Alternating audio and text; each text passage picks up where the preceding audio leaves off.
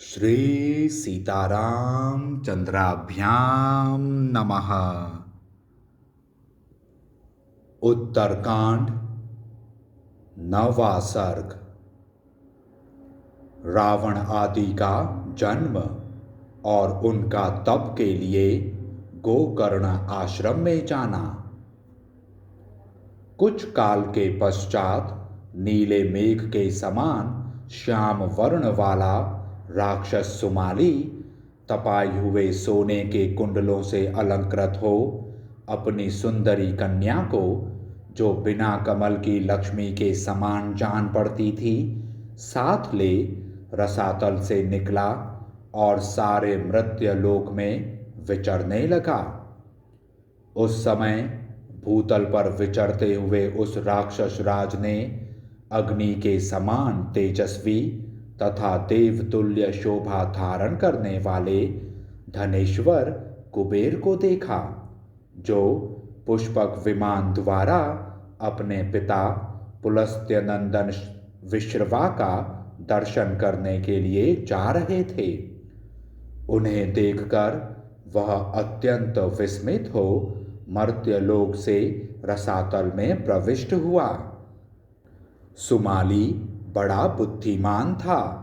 वह सोचने लगा, क्या करने से हम राक्षसों का भला होगा, कैसे हम लोग उन्नति कर सकेंगे। ऐसा विचार करके उस राक्षस ने अपनी पुत्री से, जिसका नाम कैकसी था, कहा, बेटी, अब तुम्हारे विवाह के योग्य समय आ गया है, क्योंकि इस समय तुम्हारी युवावस्था बीत रही है। तुम कहीं इनकार न कर दो, इसी भय से श्रेष्ठ वर तुम्हारा वरण नहीं कर रहे हैं। पुत्री, तुम्हें विशिष्ट वर की प्राप्ति हो, इसके लिए हम लोगों ने बहुत प्रयास किया है, क्योंकि कन्यादान के विषय में हम धर्म बुद्धि रखने वाले हैं। तुम तो साक्षात लक्ष्मी के समान सर्वगुण संपन्न हो, अतः तुम्हारा वर भी सर्वथा तुम्हारे योग्य ही होना चाहिए। बेटी, सम्मान की इच्छा रखने वाले सभी लोगों के लिए कन्या का पिता होना दुख का ही कारण होता है, क्योंकि यह पता नहीं चलता कि कौन और कैसा पुरुष कन्या का वरण करेगा। माता के, पिता के और जहाँ कन्या दी जाती है, उस पति के कुल को भी कन्या सदा संशय में डाले रहती है। अतः बेटी, तुम प्रजापति के कुल में उत्पन्न श्रेष्ठ गुण संपन्न पुलस्त्य नंदन मुनिवर विश्रवा का स्वयं चलकर पति के रूप में वरण करो और उनकी सेवा में रहो। पुत्री, ऐसा करने से निसंदेह तुम्हारे पुत्र भी ऐसे ही होंगे जैसे ये धनेश्वर कुबेर हैं। तुमने तो देखा ही था वे कैसे अपने तेज से सूर्य के समान उद्दीप्त हो रहे थे। पिता की यह बात सुनकर उनके गौरव का ख्याल करके कैकसी उस स्थान पर गई जहाँ मुनिवर विश्रवा तप करते थे। वहाँ जाकर वह एक जगह खड़ी हो गई। श्री राम, इसी बीच में पुलस्त्य नंदन ब्राह्मण विश्रवा सायंकाल का अग्निहोत्र करने लगे। वे तेजस्वी मुनि उस समय 3 अग्नियों के साथ स्वयं भी चतुर्थ अग्नि के समान दैदीप्यमान हो रहे थे। पिता के प्रति गौरव बुद्धि होने के कारण कैकसी ने उस भयंकर वेला का विचार नहीं किया और निकट जा उनके चरणों पर दृष्टि लगाए नीचा मुंह किए वह सामने खड़ी हो गई। वह भामिनी अपने पैर के अंगूठे से बारंबार धरती पर रेखा खींचने लगी।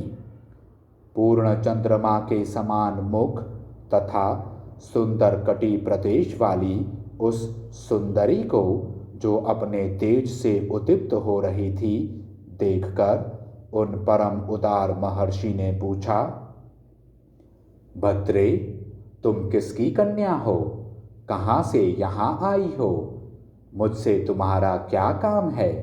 अथवा किस उद्देश्य से यहाँ तुम्हारा आना हुआ है? शोभने, ये सब बातें मुझे ठीक ठीक बताओ। विश्रवा के इस प्रकार पूछने पर उस कन्या ने हाथ जोड़कर कहा, मुने, आप अपने ही प्रभाव से मेरे मनोभाव को समझ सकते हैं, किंतु ब्रह्मर्षि, मेरे मुख से इतना अवश्य जान लें कि मैं अपने पिता की आज्ञा से आपकी सेवा में आई हूँ और मेरा नाम कैकसी है। बाकी सब बातें आपको स्वतः जान लेनी चाहिए, मुझसे न कहलावें। यह सुनकर मुनि ने थोड़ी देर तक ध्यान लगाया और उसके बाद कहा, भद्रे, तुम्हारे मन का भाव मालूम हुआ। मत वाले गजराज की भांति मंद गति से चलने वाली सुंदरी, तुम मुझसे पुत्र प्राप्त करना चाहती हो, परंतु इस दारुण वेला में मेरे पास आई हो, इसलिए यह भी सुन लो कि तुम कैसे पुत्रों को जन्म दोगी। सुश्रोणी, तुम्हारे पुत्र क्रूर स्वभाव वाले और शरीर से भी भयंकर होंगे तथा उनका क्रूर कर्मा राक्षसों के साथ ही प्रेम होगा। तुम क्रूरतापूर्ण कर्म करने वाले राक्षसों को ही पैदा करोगी।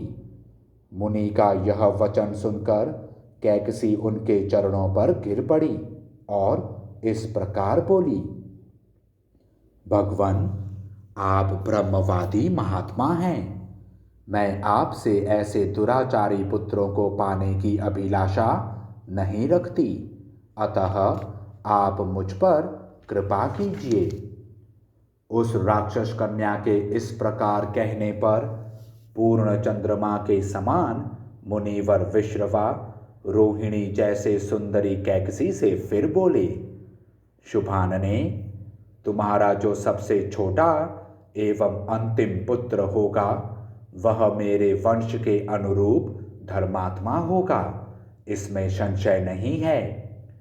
श्री राम, मुनि के ऐसा कहने पर कैकसी ने कुछ काल के अनंतर अत्यंत भयानक और क्रूर स्वभाव वाले एक राक्षस को जन्म दिया, जिसके 10 मस्तक, बड़ी बड़ी दाढ़ें, तांबे जैसे ओंठ, 20 भुजाएं, विशाल मुख और चमकीले केश थे।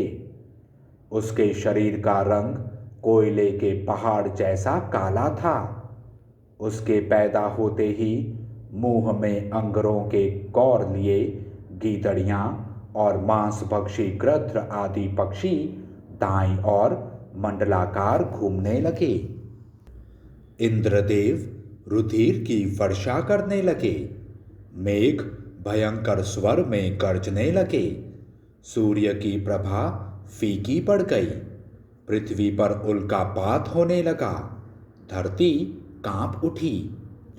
भयानक आंधी चलने लगी तथा जो किसी के द्वारा शुद्ध नहीं किया जा सकता वह सरिताओं का स्वामी समुद्र विशुद्ध हो उठा।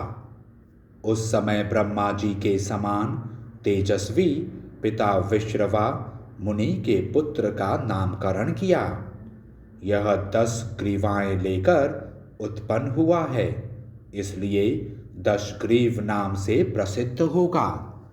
उसके बाद महाबली कुंभकर्ण का जन्म हुआ, जिसके शरीर से बड़ा शरीर इस जगत में दूसरे किसी का नहीं है। इसके बाद विकराल मुख वाली शूर्पणखा उत्पन्न हुई। तदंतर धर्मात्मा विभीषण का जन्म हुआ, जो कैकसी के अंतिम पुत्र थे।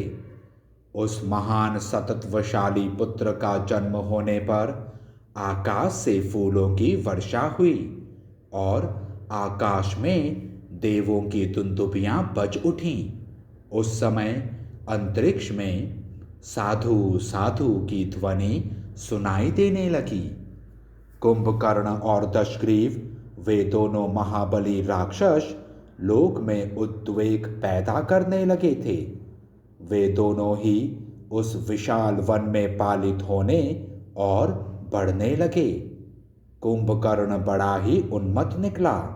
वह भोजन से कभी तृप्त ही नहीं होता था, अतः तीनों लोकों में घूम घूम कर धर्मात्मा महर्षियों को खाता फिरता था। विभीषण बचपन से ही धर्मात्मा थे। वे सदा धर्म में स्थित रहते, स्वाध्याय करते और नियमित आहार करते हुए इंद्रियों को अपने काबू में रखते थे। कुछ काल बीतने पर धन के स्वामी वैश्रवण पुष्पक विमान पर आरूढ़ हो अपने पिता का दर्शन करने के लिए वहां आए। वे अपने तेज से प्रकाशित हो रहे थे। उन्हें देखकर राक्षस कन्या कैकसी अपने पुत्र दशग्रीव के पास आई और इस प्रकार बोली, बेटा, अपने भाई वैश्रवण की ओर तो देखो, वे कोई तेजस्वी जान पड़ते हैं। भाई होने के नाते तुम भी इन्हीं के समान हो, परंतु अपनी अवस्था देखो कैसी है।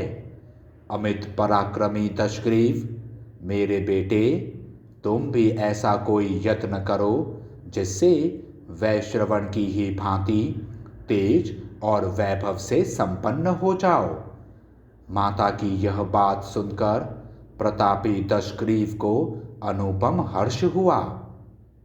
उसने तत्काल प्रतिज्ञा की, माँ, तुम अपने हृदय की चिंता छोड़ो। मैं तुमसे सच्ची प्रतिज्ञा पूर्वक कहता हूँ कि अब अपने पराक्रम से भाई वैश्रवण के समान या उनसे भी बढ़कर हो जाऊंगा। तदंतर उसी क्रोध के आवेश में भाइयों सहित दशग्रीव ने दुष्कर कर्म की इच्छा मन में लेकर सोचा, मैं तपस्या से ही अपना मनोरथ पूर्ण कर सकूंगा। ऐसा विचार कर उसने मन में तपस्या का ही निश्चय किया और अपनी अभीष्ट सिद्धि के लिए वह गोकर्ण के पवित्र आश्रम पर गया। भाइयों सहित उस भयंकर पराक्रमी राक्षस ने अनुपम तपस्या आरंभ की। उस तपस्या द्वारा उसने भगवान ब्रह्मा जी को संतुष्ट किया और उन्होंने प्रसन्न होकर उसे विजय दिलाने वाले वरदान दिए।